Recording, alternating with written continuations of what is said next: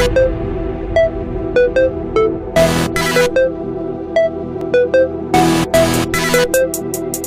everyone, welcome back to our channel. Today we are going to start with a new chapter. The name of the chapter is Fair Play. 7th chapter है 6th class की हनीस्कल book का. ठीक है, इसके पहले word meaning करेंगे, उसके बाद हम क्वेश्चन आंसर देखेंगे. ठीक है, तो फर्स्ट ऑफ ऑल हम वर्ड मीनिंग करेंगे. ठीक है, सेल्डम शायद ही, रेयरली, टाइट स्पॉट कठिन स्थिति, डिफिकल्ट सिचुएशन, पैनी सिक्का, a small sum of money, grudges अनिच्छा से देने वाला, felt angry, gave unwillingly.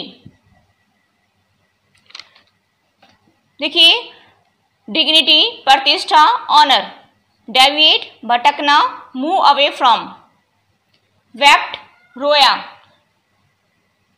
Shade tears. आगे देखिए, रेस्ट दयनीय अवस्था, अनफॉर्चुनेट स्टेट, स्टूड अप संभव, पॉसिबल, अबाइड बाई मान लेना, एक्सेप्ट, मम चुप, साइलेंट. अभी हम क्या करेंगे, मैच द फॉलोइंग देखेंगे. ठीक है, match the sentences under 1 with those under 2. 1 और 2 को मैच करना है. ठीक है, तो हम डायरेक्ट इसके आंसर देखेंगे. Jumman and Alagu were the best of friends. इसमें आएगा in the absence of one the other to care of his family. Jumman's aunt transferred her property to him. इसके साथ मैच करेगा the condition was that he would be responsible for her welfare. Next हमारा है the aunt decided to appeal to the panchayat.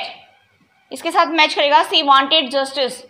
ठीक है, next हमारा है Alagu was unwillingly to support the aunt. इसके साथ मैच करेगा the bond of friendship between him and Jumman was very strong. Next हमारा Jumman was very happy to hear Alagu's name as head panch. इसके साथ मैच करेगा हमारा he believed his friendship would never go against him. Move to the next question.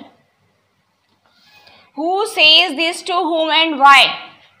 ये किसने, किससे और क्यों कहा है. देखिए, my wife knows best how to run the house, यानी कि मेरी पत्नी जानती है कि घर कैसे चलाया जाता है. ये किसने किसको कहा, Jumman says to his aunt. Jumman ने जो है ये शब्द अपनी चाची से कहे.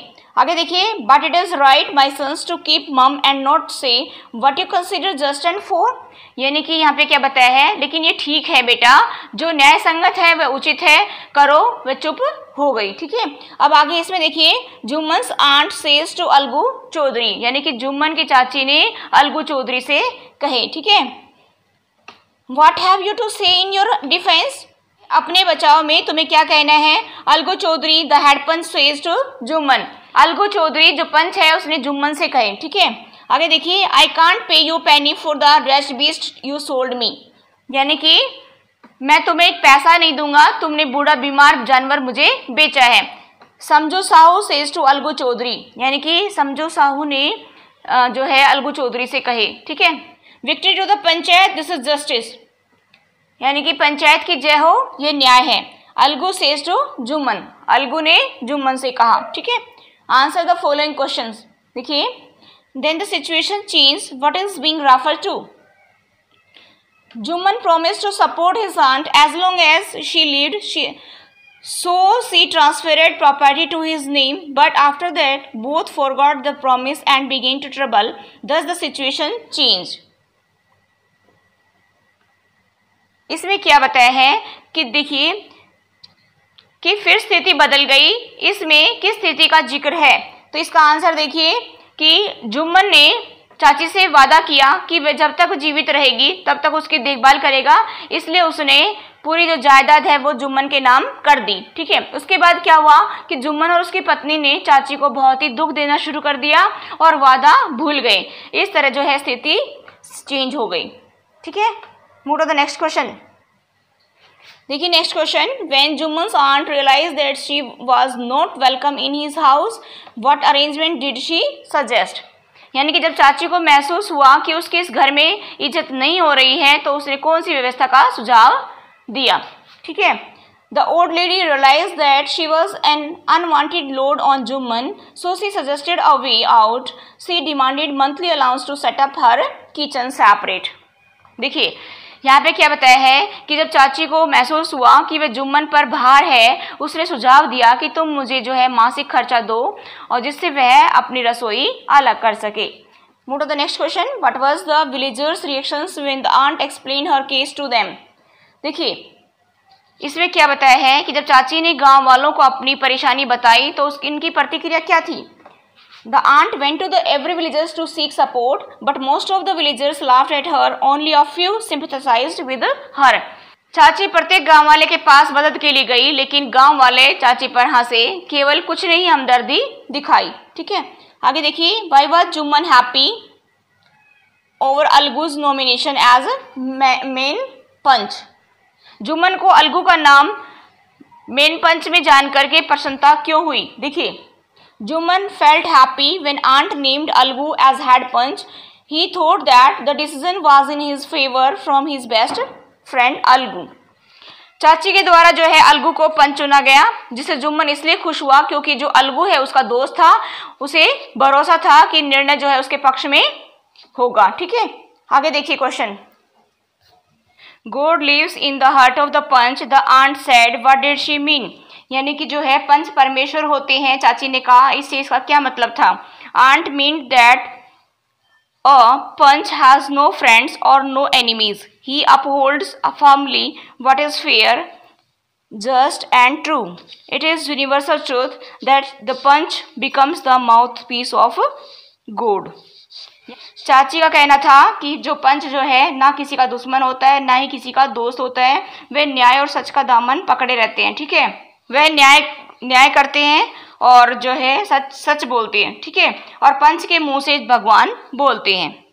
आगे देखिए next question, what was Alagu's verdict as head panch, how did Jumman take it. Alagu का जो न्याय कैसा था, जुम्मन ने न्याय को कैसे लिया। As head panch Alagu leaves his personal feelings towards his friends. He heard Jumman's case and cross examined him. He gave his verdict in favour of aunt. देखिए जो हेड पंच है उसने अपनी भावना अपने मित्र के प्रति त्याग करके न्याय किया उसने, और उसने जुम्मन के केस का पक्ष और विपक्ष को सुना। ठीक है, और चाची के पक्ष में न्याय दिया। नेक्स्ट क्वेश्चन देखिए, Algu found himself in a tight spot, what was his problem. Algu जो है धर्म संकट में फंस गया, उसके सामने क्या समस्या आ गई। अब इसमें देखिए, Algu had sold one bullock to Samju Sao, who starved the animals to death. When Algu demanded the price of animals, Sahu got angry. He refused to pay a single penny. Algu had to approach the panchayat for justice. यहाँ पे क्या बताया गया है, देखिए कि अलगू ने समझू साहू को एक बैल बेचा था, उसने उसे भूखा रखकर मार दिया। जब अलगू ने उसे बैल के पैसे मांगे तो समझू साहू नाराज हो गया और कहा कि वह पैसे नहीं देगा। अलगू ने न्याय के लिए पंचायत का दरवाजा खटखटाया। आगे देखिए, why was Alagu's upset over Jumman's nomination as head panch. Jumman के सरपंच बनने पर अलगू क्यों परेशान था।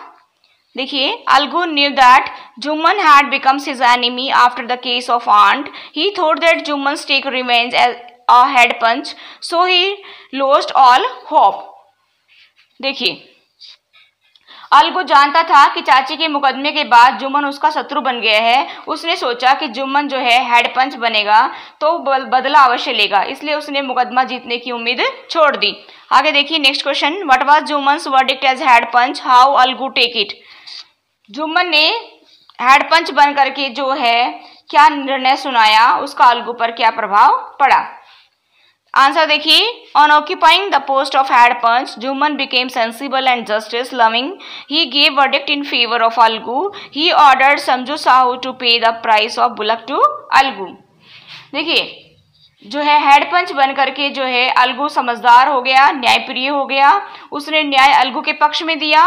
उसने समझू साहू को बैल का जो है मूल्य अलगू को देने का आदेश दिया। ठीक है,